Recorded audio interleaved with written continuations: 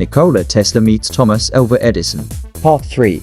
Yet at the same time that Edison constructed DC generators to make the earth tremble 65, and competitors stole his ideas or fashioned other primitive electric lighting devices, a Serbian genius in his very midst had designed a system which made this prevailing technology obsolete. According to W. L. Dixon, one of Edison's earliest biographers and longtime employee at Menlo Park and Goick Street, Nikola Tesla, the effulgent star of the scientific heavens, even then gave strong evidence of the genius that has made him one of the standard authorities of the day. Tesla's brilliant intellect had held Dixon and the other workers spellbound as he alternately fired us with the rapid sketching of his manifold projects or melted us into keenest sympathy by pictures of his Herzegovinian home. But like most holders of God's intrinsic gifts, he was unostentatious in the extreme, and ready to assist with counsel or manual help any perplexed member of the crop. Although unable to interest Edison in his AC motor, Tesla was able within a few weeks to win Edison's confidence. Tesla's greatest success came when he fixed a badly broken set of dynamos on Henry Villard's ocean liner, the Oregon, the first boat ever to have electric lighting. At 5 o'clock in the morning, when passing along Fifth Avenue on my way to the shop, Tesla recalled, I met Edison with Batchelor and a few others who were returning to retire. Here is our Parisian running around at night, he said. When I told him IWA's coming from the Oregon and had repaired both machines, he looked at me in silence. But when he walked some distance, I heard him remark, Batchelor, this is Adam Goodman.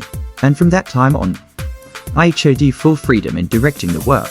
Alternately spending time at the Pearl Street Station or the Goick Ironworks, Tesla installed and fixed indoor incandescent lamps and outdoor arc lamps, reassembled many of Edison's DC generators, and designed 20 for different types of machines that became standards which replaced those being used by Edison. At the same time, he worked on patents on arc lamps, regulators, dynamos, and commutators for DC apparatus, trying to devise a way to approach his boss with his new invention, obtain a raise, and gain compensation for the lump sum he had allegedly been promised. The atmosphere was informal, Tesla occasionally dining with Edison, Batchelor, and other higher-ups, such as Edward Johnson, president of the Edison Illuminating Company, or Harry Lever, another engineer and small-time entrepreneur in machine works manufacturing. Their favorite spot was a small restaurant opposite the Edison showroom at 65 Fifth Avenue. There they would swap stories and tell jokes. Afterward, some would retire to a billiard house where Tesla would impress the fellows with his bank shots and vision of the future. Lever boasted of an agreement with Edison and Batchelor resulting in a company capitalized at $10,000, formed for the manufacture of shafting. Edison and Batchelor provided the machinery and money, Lever the tools and services. Impressed, Tesla asked for advice, particularly how to obtain a raise from his present modest salary of $18 per week to a more lucrative $25.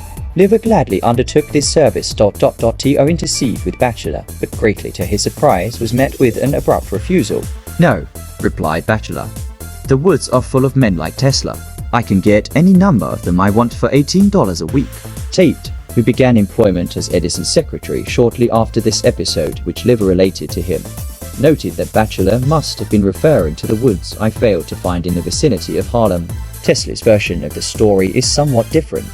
For 9 months my hours at the Edison Machine Works were 10:30 am till 5 am the next day. All this time I was getting more and more anxious about the invention AC induction motor and was making up my mind to place it before Edison. I still remember an odd incident in this connection. One day in the latter part of 1884, Mr. Batchelor, the manager of the works, took me to Coney Island, where we met Edison in the company of his former wife. The moment that IWA's waiting for was propitious, and he was just about to speak, when a horrible-looking tramp took hold of Edison and drew him away, preventing me from carrying out my intentions. In analyzing this story, a discrepancy as to the timing was discovered, for Edison's wife caught typhoid fever in July 1884 and died on August 9th. Since Tesla had arrived in May or June, and if Edison's wife was present, then the event took place in late June or early July, only a few weeks after he began his employment. In a close working environment, with the hours as described, even a few weeks could seem like a very long time. One way or another, with the death of Edison's wife and Edison's extreme dislike of such AC men as Elihu Thomson and George Westinghouse, no time for discussing an AC invention may have been propitious. The horrible-looking tramp who grabbed Edison away was probably Edison himself, who was known to dress like a Bowery bum. Tesla using euphemism to soften the story. The manager had promised me $50,000 for redesigning equipment, but when I demanded payment, he merely laughed. "You are still a Parisian," remarked Edison. "When you become a full-fledged American, you will appreciate an American joke." If a completion agreement had truly been made with Edison, Tesla should have had it put in writing. It seems unlikely that this amount of money for a somewhat ambiguous bargain would be offered, but it was well within Edison's nature to make expensive if indefinite promises of rewards as a way of getting the men to work for low wages. Edison, who could be more deaf than he actually was, at times, was known to put on his college-educated spurts, as when he convinced the chemist Martin Rosenoff that his first light bulb filament was made out of Limburger cheese. Deeply hurt, Tesla left the company and set out on his own. End of Part 3. Nikola Tesla meets Thomas Alva Edison.